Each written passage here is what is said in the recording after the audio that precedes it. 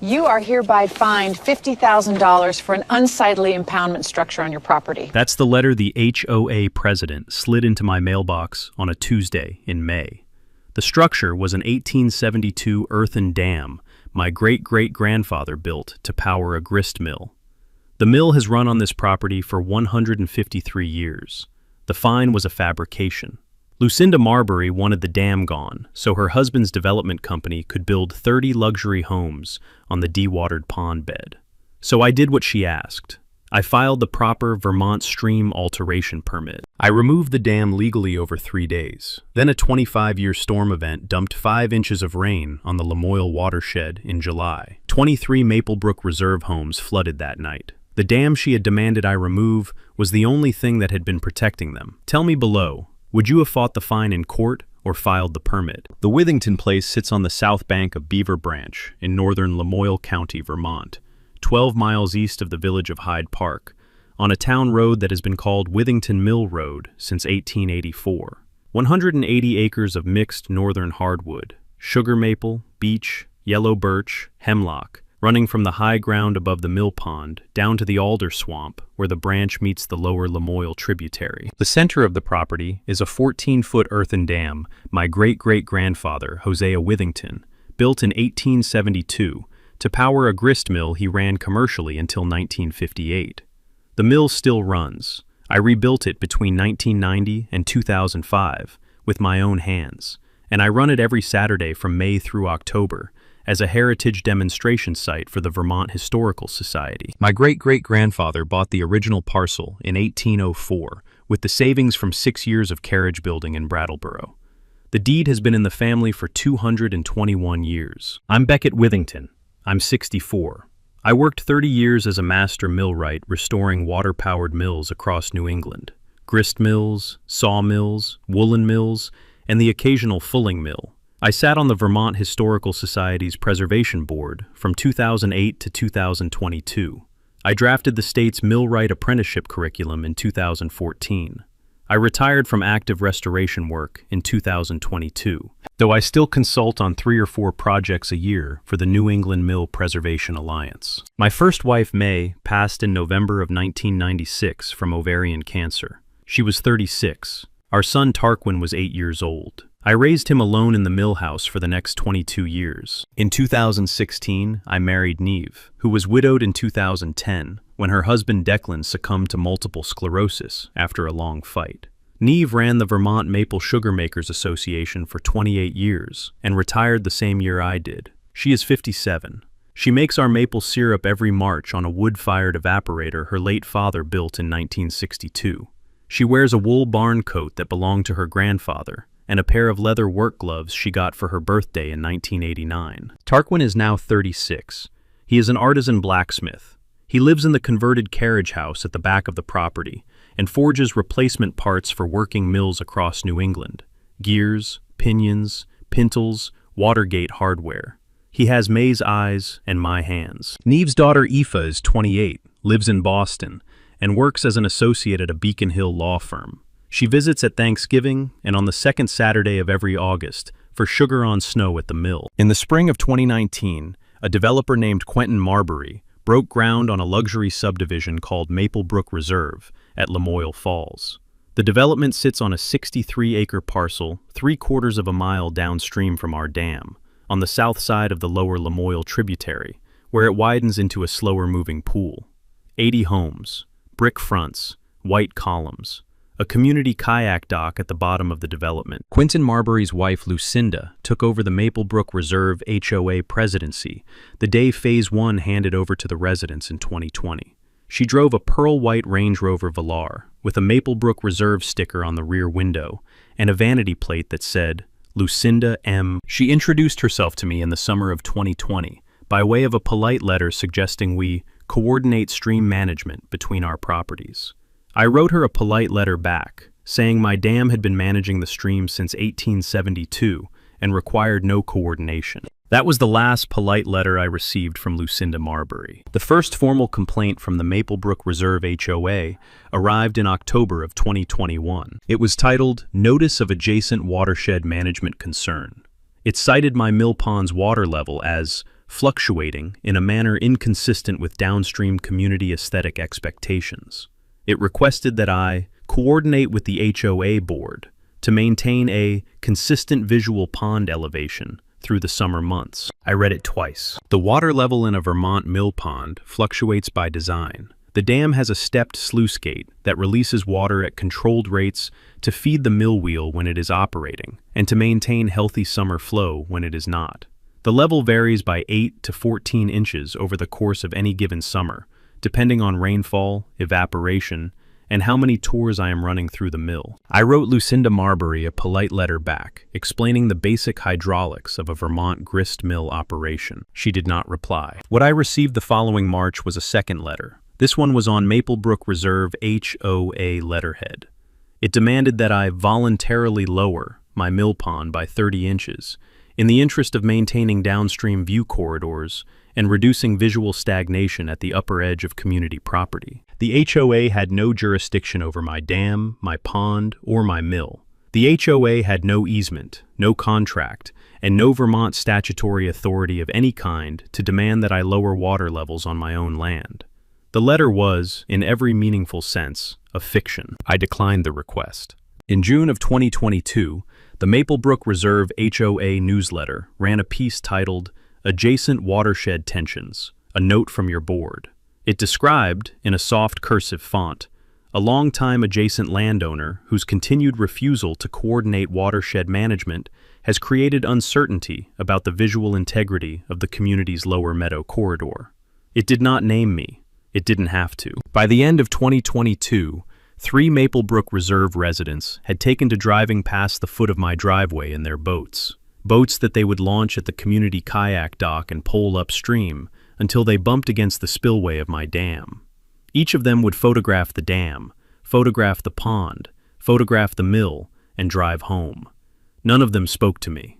In April of 2023, the first formal HOA fine arrived in my mailbox. It was a citation for unauthorized obstruction of community waterway access, assessed at $5,000 under what the HOA's board claimed was Vermont Title 24, Chapter 113, Section 4419, which is a real section of Vermont statute that addresses municipal nuisance ordinances and has no application to private dams or private mills. I drove down the road to my attorney Cormac Twombly's office in Morristown. Cormac is 68. He grew up in Lamoille County. His father was a county sheriff in the 1970s. Cormac has been practicing Vermont property and water law for 43 years and has the kind of quiet, dry humor that defines a certain kind of Vermont attorney who has read every section of Title 24 at least 3 times. He read the citation. He laughed for 9 seconds. He said, "Beckett, they're trying to scare you. Don't pay it. Don't respond to it.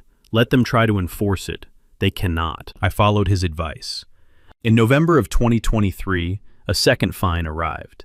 Citation for watershed nuisance creation at $10,000. Same fictitious statutory citation. Same non-existent authority. In February of 2024, a third fine. Citation for obstinate refusal to coordinate community standards at $15,000. In April of 2024, Lucinda Marbury herself drove up the Withington Mill Road in her Range Rover and parked at the foot of my driveway. She did not come up. She sat in her vehicle for 35 minutes. She filmed the mill, the pond, and the dam with her iPhone. Neve watched her from the kitchen window with a cup of black coffee. Neve did not say anything. She walked to the wood stove. She added 1 stick of yellow birch. She walked back to the window. She said, "Beckett, that woman wants something she has no right to." I told her I knew. 3 weeks later, the fourth fine arrived, the largest yet. A consolidated administrative penalty assessed at $50,000, formally noticed for filing as a property lien with the Lamoille County Clerk if not paid within 30 days. The letter was signed by Lucinda Marbury, President, Maplebrook Reserve, HOA. I read it standing in the mill house kitchen, with the back door open and the sound of the dam spillway running steadily across the yard. I called Cormac Twombly. I said, "Cormac, they're filing a lien." He said, "Beckett, now we get strategic." Cormac Twombly drove out to the Withington place the next morning at 9. He brought a thermos of coffee, a yellow legal pad, and the kind of leather portfolio I had not seen open since 1998. He sat at the kitchen table with Neve and me. He drank 1 cup of coffee. He listened to me read all 4 fines aloud in order. When I finished, he said one sentence. "Beckett, you are not the target of these fines. The dam is the target. They want it gone." I asked him why. He drove me into Morristown that afternoon. We sat in the second-floor records room of the Lamoille County Clerk's office for 4 hours. Cormac knew exactly where to look. He had, over 43 years of practice, developed a particular relationship with the deeds, Planning Commission records, and Vermont Agency of Natural Resources stream alteration files for the Lamoille watershed. He pulled the original 2018 development permit application for Maplebrook Reserve at Lamoille Falls. Maplebrook Reserve LLC, Principal Quentin Marbury, had filed the original permit application with the Vermont Agency of Natural Resources, Watershed Management Division, on March 14th of 2018. The application required a flood hydrology study under Vermont Stream Alteration Rule 4.0 because the development was located within a 100-year regulatory floodplain along the lower Lamoille tributary. The hydrology study was attached as Exhibit B to the permit application. The hydrology study had been prepared by a firm called Northeast Floodplain Consulting, based out of Manchester, New Hampshire. The study modeled the lower Lamoille tributary's discharge characteristics under various storm return intervals. The study concluded that the development site was protected from 100-year flood inundation by permanent upstream impoundment structures, providing approximately 11 hours of peak flow attenuation. The permanent upstream impoundment structures were, in the language of the study, the Withington Mill Pond Dam, 1872, Lamoille County, Vermont Dam, inventory number LM-1872-014, classified low hazard by Vermont ANR Dam Safety Program. My dam. Quentin Marbury had filed a flood hydrology study in 2018 that explicitly relied on my dam to protect his development from 100-year flooding. The ANR permit had been issued on that basis. 80 homes had been built on that basis. 80 Vermont families had moved into the lower Lamoille flood corridor on the basis of a hydrology study that assumed my dam would remain in place. Now Quentin's wife was filing $50,000 fines demanding I remove the dam. Cormac set down his reading glasses on the records table. He said, "Beckett, either Quentin doesn't know what's in his own permit, or he does, and he's gambling." I asked Cormac what Quentin would have to gain. Cormac pulled a second set of records. Maplebrook Reserve, LLC, had filed a preliminary Phase 2 development plan with the Lamoille County Planning Commission in September of 2023. The plan contemplated 30 additional luxury, lakefront estate homes on a 60-acre parcel immediately upstream of Phase 1. The plan referred to the 60-acre parcel as the Upper Meadow.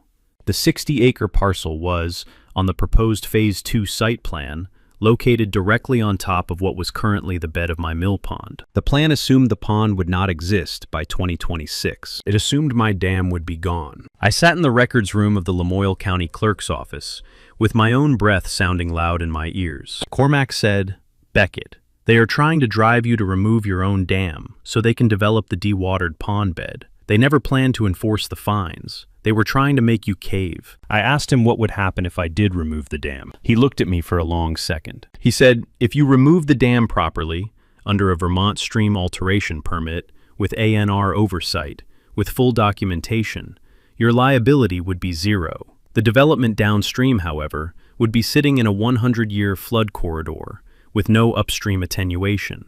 The next major storm event would flood Phase 1. He paused. He said, "Beckett, they have given you a $50,000 invitation to do exactly that." I did not answer immediately. I sat with it.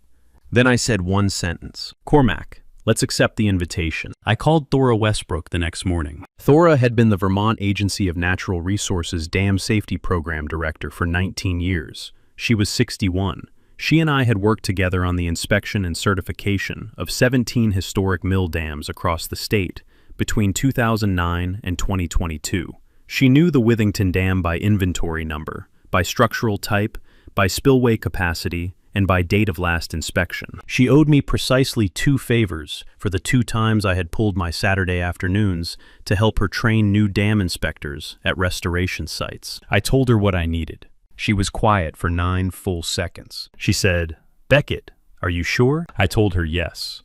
She told me to expect the Vermont Stream Alteration Permit application packet by courier that Friday. She told me she would assign it to her most experienced staff engineer, a woman named Tamsin Holyoke, who specialized in heritage dam removals.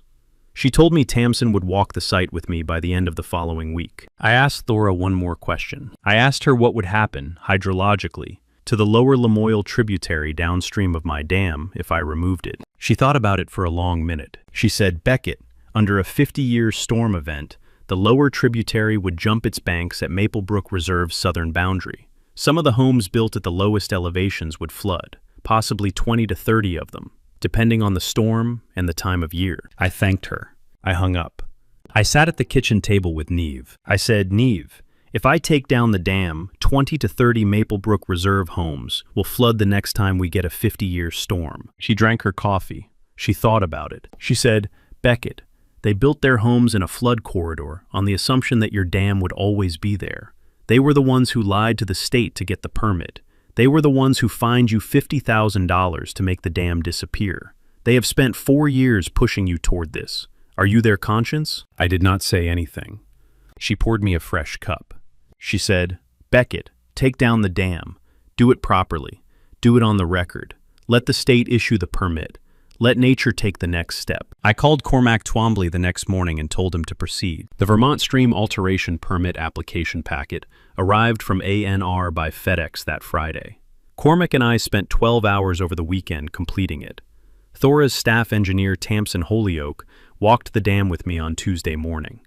She measured the embankment, photographed the spillway, took core samples of the earth structure, and surveyed the upstream pond bathymetry. She submitted her field report Wednesday. The stream alteration permit was approved 6 weeks later, on the 14th of June, with a recommended dam removal schedule of late summer. By the end of June, Lucinda Marbury knew. I do not know how she found out. The ANR permit was a matter of public record. The Lamoille County Clerk's Office had been filing it. Probably one of her HOA board members had been checking the records to confirm the lien was proceeding. Either way, on a Wednesday in late June, Quentin Marbury himself drove up the Withington Mill Road in a black Lexus GX460 and parked in front of my mailbox at 3:15 in the afternoon. He got out. He was 56, salt and pepper hair, polo shirt over chinos, country club tan. He walked up to my mailbox. He did not come up to the house. He stood at the foot of the driveway. He waited until he saw me on the porch. He called out across the gravel, Beckett, we need to talk. I walked down to the mailbox. I did not invite him onto the property. He said, Beckett, I understand you filed a permit to remove your dam. I have. That dam protects my development. I know it does, Quentin. Your hydrology study said so in 2018. I read it last month. His face went the color of wet cement. He stood at the mailbox for a long moment. He looked at the dam. He looked at me. He looked back at the dam. He said, Beckett, I'll buy out the fines. I'll cancel the lien. I'll have Lucinda issue a written retraction. Please, don't take down the dam. I looked at him. I said, Quentin, have your wife send me a written retraction of all 4 fines, signed and notarized, by close of business Friday. If she does not, the dam comes out on August 15th as scheduled. I turned around. I walked back up the gravel. Lucinda Marbury did not send a retraction. On the morning of July 8th, 3 weeks before the scheduled dam removal, a man named Hobart Twining called me at 7:15 in the morning. Hobart was 67. He had served 2 years on the Maplebrook Reserve HOA board after moving to Vermont from Pittsfield, Massachusetts in 2022. He had been a regional vice president at an insurance company for 28 years before he retired. He had recently been pushed off the HOA board in a board reshuffle Lucinda had engineered to install loyalists. He had heard from a sympathetic resident that I had filed a permit to remove the dam. He said, Beckett, I think you should know some things. Could I drive up? I told him yes. He arrived at 9. He brought a banker's box and a pot of homemade bean dip. He sat at the kitchen table with Neve and me. He drank a cup of black coffee. He told me everything. The Maplebrook Reserve HOA board had been meeting privately twice a month since the spring of 2023 to discuss what Lucinda referred to as the Withington question. The board had explicitly strategized about how to pressure me to remove the dam. The fines were the chosen instrument. The board had voted, 4-2, to assess the fines knowing they had no statutory authority. Hobart was one of the 2 votes against. The Phase 2 development plan was real and active. Quentin had been working with a Burlington architect to design the 30 lakefront homes that would sit on what was currently my pond bed. The architect's renderings showed luxury homes priced at $1.8 to $2.3 million each. But the most damning thing Hobart had brought me was a folder of insurance documents. Quentin Marbury had purchased a commercial general liability insurance policy on Maplebrook Reserve, LLC, in 2018 that included a specific flood damage exclusion for any flood event caused by removal, breach, or modification of the Withington Mill Pond Dam. The exclusion had been added to the policy at Quentin's specific request and at additional premium. Quentin had known, in 2018, that removal of my dam would flood his development. He had paid extra for an insurance policy that would not cover him when it happened. Why? Hobart pulled a second folder. In 2021, Quentin had purchased a separate flood damage insurance policy on the future Phase 2 development through a Bermuda-domiciled captive insurer called Marbury Holdings Risk Limited. The Bermuda policy explicitly covered flood events arising from upstream dam removal and would pay out a guaranteed minimum of $2 million per affected residence in the event of a federally declared flood disaster. Quentin had been planning for the flood. He had been counting on me to remove the dam. He had been counting on the resulting flood. He had been counting on the federal disaster declaration. He had been counting on the Bermuda payout. And he had been counting on using the Bermuda payout to buy out the flooded Phase 1 homeowners at distress prices and consolidate the property for Phase 2. The flood was the business plan. I sat at the kitchen table for a long minute. Neve said one sentence, "Beckett, they were going to do this to their own neighbors." Hobart Twining nodded. He said, "Mr. Withington, I would like to testify." Cormac Twombly took Hobart's files to the Vermont Attorney General's Consumer Protection Division at 9 in the morning the following day. The Deputy Attorney General for Consumer Protection was a man named Lachlan Quigley. He had been working insurance fraud and real estate fraud at the AG's office for 15 years. Cormac and I sat with him for 3 hours. Lachlan read every page of Hobart's documentation. When he finished, he said one sentence, "Mr. Withington, I am going to need every document Hobart Twining can produce, every recording you can lawfully obtain, and a sworn affidavit from your hydrology consultant. The Bermuda captive arrangement is sophisticated insurance fraud. The Vermont fines are conspiracy under color of HOA authority. The combination is a federal RICO case." He told me the AG's office would coordinate with the Vermont Department of Financial Regulation, the Vermont Agency of Natural Resources, and the United States Attorney's Office for the District of Vermont. He told me a federal indictment was likely within 90 days. He told me one more thing. "Mr. Withington, we need the dam removal to proceed on schedule. The dam removal itself is the demonstrative act that proves the conspiracy. We need it documented to evidentiary standards. We need cameras. We need the ANR engineer on site. We need Hobart Twining's affidavit notarized before the removal begins." I told him yes. Thora Westbrook agreed to deploy 2 ANR field engineers to the site for the full 3-day removal process. Tamsin Holyoke would lead. A second engineer named Indigo Cassidy would document the procedural compliance frame by frame. Cormac contracted with a videography firm out of Burlington to set up 4 high-resolution cameras with cellular uplink, covering every angle of the removal. Neve called Ardith Beaumont at the Lamoille River Watershed Conservancy. Ardith had been the executive director of the Conservancy for 11 years. She had been advocating for natural stream restoration along the lower Lamoille tributary since 2014. She and Neve had served together on a Vermont maple syrup and water quality joint task force in 2019. Ardith committed her organization as a project partner. She would manage the post-removal natural stream channel restoration. She would also coordinate with the Vermont Department of Fish and Wildlife on brook trout habitat restoration in the dewatered pond bed. Sigrid Walcott at the Burlington Free Press was the third call. Sigrid was 41. She had won 2 New England Newspaper of the Year awards for investigative reporting between 2019 and 2024. She had been covering Lamoille County for 9 years. She came up to the mill house Friday morning at 10. I gave her everything Hobart had brought. I gave her every ANR document. I gave her every fine letter from Lucinda Marbury. I gave her Quentin's 2018 insurance policy with the dam removal exclusion and his 2021 Bermuda flood policy with the upstream dam removal coverage. She read for 4 hours. She said one sentence. "Beckett, I have a front-page story for the Sunday morning edition, the week before your dam removal.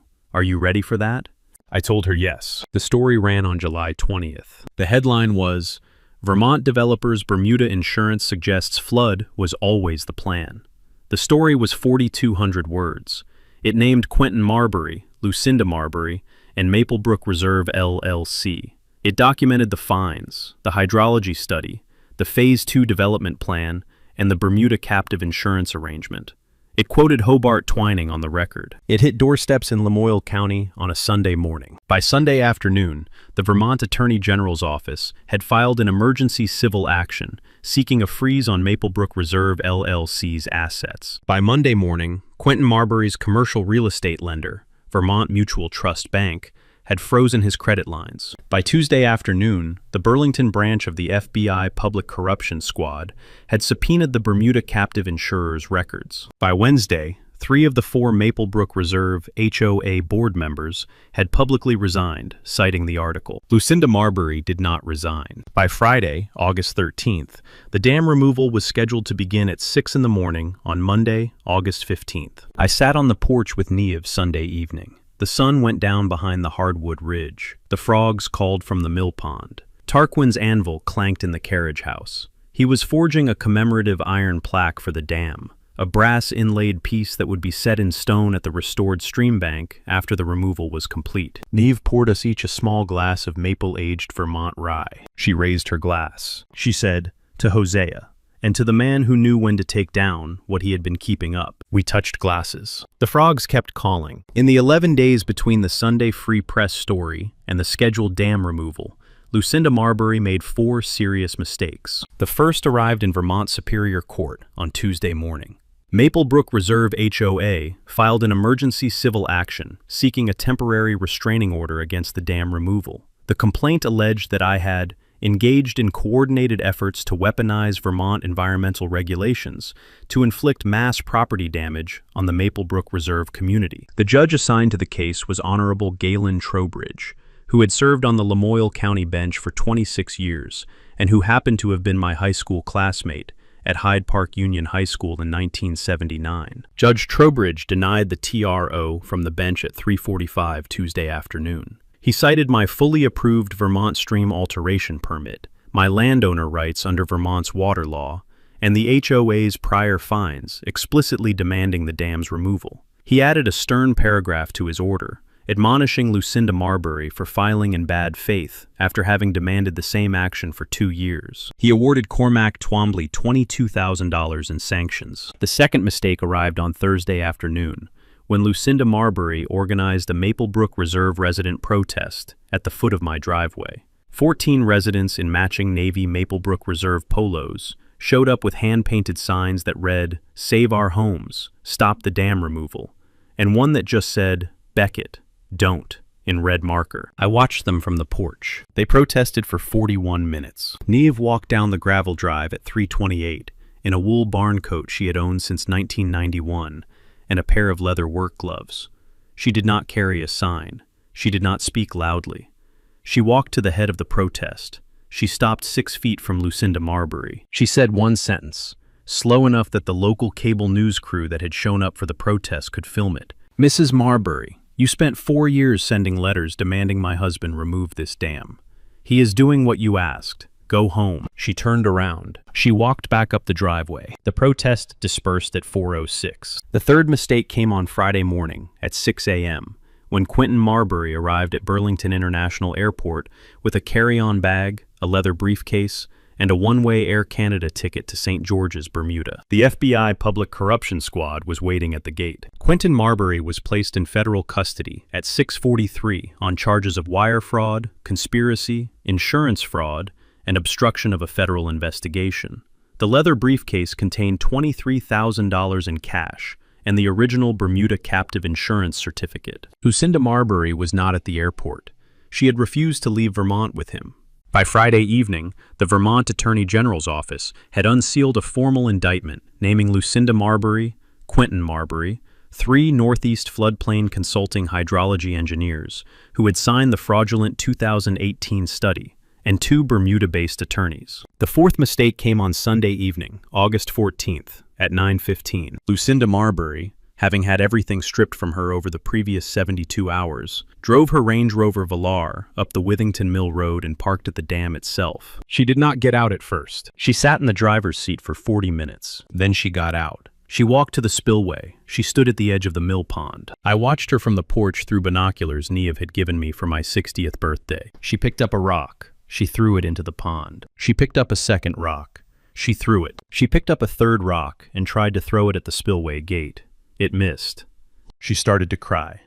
I walked down the gravel drive in my work boots and a plain canvas jacket. I stopped 20 feet from her. I said one sentence. "Mrs. Marbury, the dam comes out in 9 hours. Go home." She looked at me. She did not say anything. She walked back to her Range Rover. She drove away. I stood at the dam for a long minute alone. The frogs called from the mill pond. I told my great-great-grandfather Hosea thank you. I walked back up the gravel. Neve was on the porch with a cup of black coffee and a thermos of fresh maple syrup she had pulled from the spring's batch.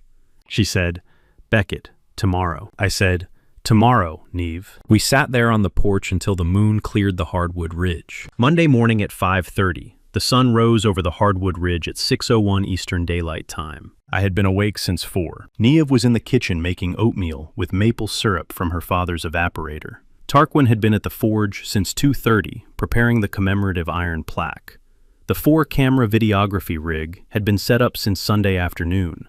Wide shot of the dam, close shot of the spillway gate, drone overhead, and one pointed at the rebuilt mill that would soon lose its water power. At 5:45, Tamsin Holyoke and Indigo Cassidy from Vermont A&R Dam Safety arrived in a state pickup. Lachlan Quigley from the Attorney General's office arrived right behind them. Ardith Beaumont from the Lamoille River Watershed Conservancy followed in a Subaru wagon with 3 field technicians and a cooler of brook trout fingerlings for post-removal release. At 6:15, the licensed Vermont dam removal contractor, a small outfit out of Stowe called Granite State Stream Restoration, pulled up with 2 excavators, a lowboy trailer, and a crew of 7. The crew chief was a 48-year-old woman named Rowan Cleary, who had supervised over 40 Vermont dam removals in her career. She had been involved in the 2014 removal of the Holden Dam on the Winooski. She knew her business. She walked the dam with me at 6:45. She asked me one question. "Beckett, you ready?" I told her yes. The first step was a slow drawdown of the mill pond. Rowan opened the spillway gate fully at 7:07. The pond began to lower at approximately 4 inches per hour. This phase would last 28 hours. By Tuesday afternoon at 1 p.m., the pond bed was visible across roughly 40% of its original footprint.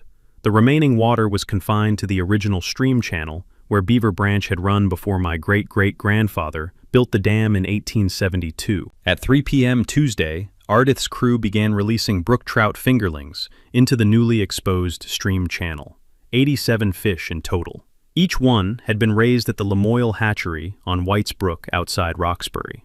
Each was a native strain that had been absent from the lower Lamoille tributary since the late 1880s. By Wednesday morning, the pond was empty. The excavators began the actual structural removal at 8 a.m. Wednesday. They worked at a pace that allowed Tamsin and Indigo to inspect each layer of the earthen embankment as it came down.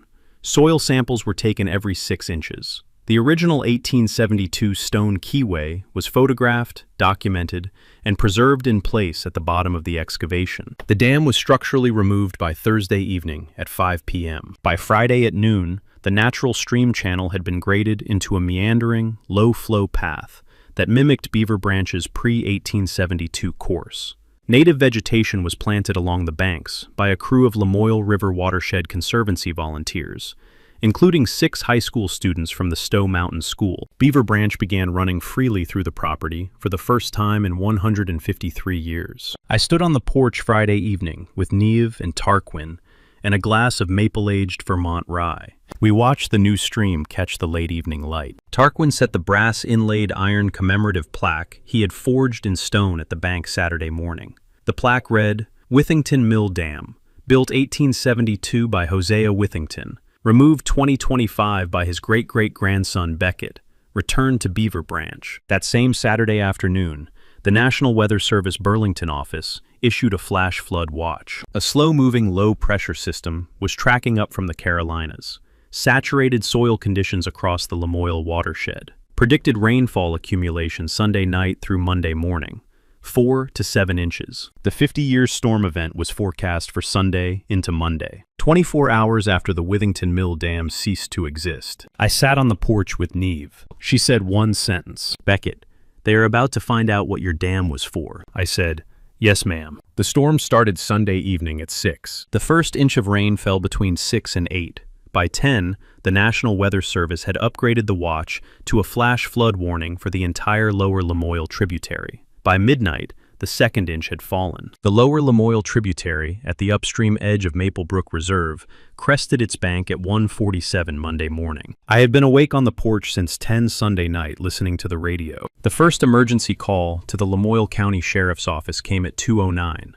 A Maplebrook Reserve resident in Phase 1 reporting 2 inches of standing water in her basement. By 3 a.m., 7 homes were taking water. By 4, 13. By 6, 23. The Vermont National Guard's Lamoille County Emergency Response Team deployed at 4:45. They evacuated the lowest elevation Maplebrook Reserve homes by deuce-and-a-half military truck. No injuries, no deaths. 41 residents were transported to an emergency shelter at the Hyde Park Elementary School. By dawn Monday, the water at the upstream edge of Maplebrook Reserve had reached 4 feet above flood stage. Sigrid Walcott from the Burlington Free Press arrived at 6:15 with a photographer. She filmed the National Guard evacuation. She filmed the flooded streets. She filmed the kayak dock from Maplebrook Reserve, floating sideways down the lower tributary. By 8 a.m. Monday, 3 Vermont network affiliates and the Boston ABC affiliate were on site. The story was simple. 23 luxury homes in a development that had been permitted on a 2018 hydrology study, explicitly relying on an upstream dam, had been flooded after that dam was removed, under a Vermont stream alteration permit issued in response to the development's HOA filing 4 years of fines, demanding the dam's removal. The story explained itself. Sigrid Walcott interviewed me on the porch at 10:05 Monday morning. She held up her microphone. "Mr. Withington, 23 Maplebrook Reserve homes flooded last night. The HOA spent 4 years fining you to remove your dam. What would you say to Mrs. Marbury today?" I thought about it for a long second. I held up 2 pieces of paper. The first was the original 2024 $50,000 fine letter Lucinda Marbury had mailed to me, demanding the dam's removal. The second was the certified Vermont stream alteration permit Thora Westbrook's office had issued me on the 14th of June. I held them where the camera could see them. I said, "Mrs. Marbury fined me $50,000 for an unsightly impoundment structure on my property. She demanded I remove it. The state of Vermont issued me a permit to do exactly what she demanded. I removed the dam properly, with state oversight, on a published schedule that her HOA was notified of in advance. The flood that destroyed her neighbors' homes last night was the consequence of the action her HOA demanded for 4 straight years. I am sorry for the families who have lost property. I am not sorry I followed the law." I set the papers down. Sigrid lowered the microphone. The camera held on the rebuilt mill in the background. The morning sun caught the cedar shingles. The new natural stream channel ran past the mill, where the dam had been 48 hours earlier. By Monday at noon, Lucinda Marbury was at the Lamoille County Sheriff's Office, voluntarily turning herself in on a federal indictment that had been unsealed Sunday morning, while Vermont was already getting wet. By Tuesday at 6 p.m., Quentin Marbury's bail had been denied for the second time. He would remain in federal custody at the Northern New Hampshire Correctional Facility in Berlin until trial. By Wednesday at 3 p.m., the Vermont Agency of Natural Resources had revoked Maplebrook Reserve LLC's Phase 2 development permit, citing fraudulent hydrology study representations in the original 2018 filing. By Thursday, FEMA had declared the Lamoille County flooding a federal disaster. By Friday, the Vermont Department of Financial Regulation had filed an emergency administrative action against the Bermuda captive insurer, for unlicensed business in the state of Vermont. By the following Monday, the Maplebrook Reserve HOA Board had been formally dissolved by the Vermont Secretary of State for failure to seat a quorum after Lucinda Marbury's federal indictment. Quentin Marbury pleaded guilty in February to 14 federal counts, spanning wire fraud, insurance fraud, conspiracy, fraudulent hydrology disclosure, and obstruction. 9 years federal at FCI Berlin in New Hampshire. Lucinda Marbury pleaded guilty in April to conspiracy, accessory to wire fraud, filing fraudulent administrative claims under color of HOA authority, and 1 count of mail fraud. 3 years state prison at the Vermont Department of Corrections facility in Chittenden, 1 year before parole eligibility. Marbury Holdings Risk Limited, the Bermuda captive insurer, was administratively dissolved by the Bermuda Monetary Authority in May after the Vermont Department of Financial Regulation, the FBI, and the United States Treasury Department's Office of Foreign Assets Control jointly pursued the case. The $2 million per residence flood event premium that Quentin Marbury had been planning to collect was paid instead, by court order, directly to the 23 flooded Maplebrook Reserve households via a Vermont court receiver. Each flooded family received approximately $2 million in immediate restitution. 21 of the 23 families used the funds to elevate their homes above the new flood elevation, in compliance with the post-removal hydrology study, Vermont ANR, issued in October. The 2 families who declined to elevate sold their homes back to the state of Vermont under the new floodplain buyout program. Their parcels were converted to public conservation land, managed by the Lamoille River Watershed Conservancy. Maplebrook Reserve, LLC, was dissolved by court order. The Phase 2 60-acre parcel, the upstream meadow Quentin had planned to develop on my dewatered pond bed, reverted to Vermont's current use program as designated open space. The Lamoille River Watershed Conservancy now manages it as the Lower Meadow Restoration Corridor. Hobart Twining ran for the reconstituted Maplebrook Reserve HOA Board in October and won unopposed. He served 2 years as the new board's first president. He capped HOA dues at $55 per month and required an independent annual audit. I rebuilt the Withington Mills water power using a small in-stream kinetic turbine designed by the engineering school at the University of Vermont. The turbine sits at the base of a low rapids 200 yards downstream of the original dam site. It generates approximately 7 kilowatts continuously and powers the mill without requiring any impoundment. The mill runs every Saturday from May through October. Visitors come from across New England. The Vermont Historical Society added the rebuilt mill to its Heritage Sites tour in June. Neve and I established the May Withington Memorial Stream Restoration Trust in May. The trust funds dam removal and natural stream restoration projects on Vermont's smaller waterways. Neve chairs the board. Ardith Beaumont serves as vice chair. Tarquin forges a commemorative iron plaque for every restored stream site. 11 plaques so far, 18 sites identified for restoration over the next 10 years. The first restoration funded by the trust was a small 1908 abandoned mill dam on Stannard Brook in Caledonia County. The brook now runs free for the first time in 117 years. Native eastern brook trout returned within the first spring. Tarquin married a sugarmaker's daughter from Hardwick in September. They had a daughter in March of the following year. They named her Hosea, after my great-great-grandfather. She has May's eyes. Last night, the 3 of us, Beckett, Neve, and Tarquin, drove down to a diner in Hyde Park called the Village House. We ate Vermont cheddar grilled cheese on sourdough and tomato bisque at the counter, under a ceiling fan that had been there since 1962. The jukebox played Patty Griffin. We drove home with the windows down. The August air smelled like cut hay and rain on hemlock. A barred owl crossed the road in front of our headlights and disappeared into a stand of yellow birch my great-great-grandfather would have recognized. I'm Beckett Withington. That was my great-great-grandfather's dam. That was my first wife's name. That was my son's plaque. That was my second wife's resolve. That was the dam I took down when the HOA asked me to. Lucinda Marbury didn't fall because Beckett Withington got loud. She fell because Beckett Withington gave her exactly what she asked for. For 4 years, she has been sending him $50,000 fines, demanding he remove his great-great-grandfather's 1872 dam. And not once in those 4 years did anyone behind her stop to ask the basic question: what was the dam doing for the people downstream? Beckett didn't beat her with anger. He beat her with compliance. He filed the proper Vermont stream alteration permit. He brought A&R in. He documented the removal frame by frame. He let the next storm show the state of Vermont what the dam had been for.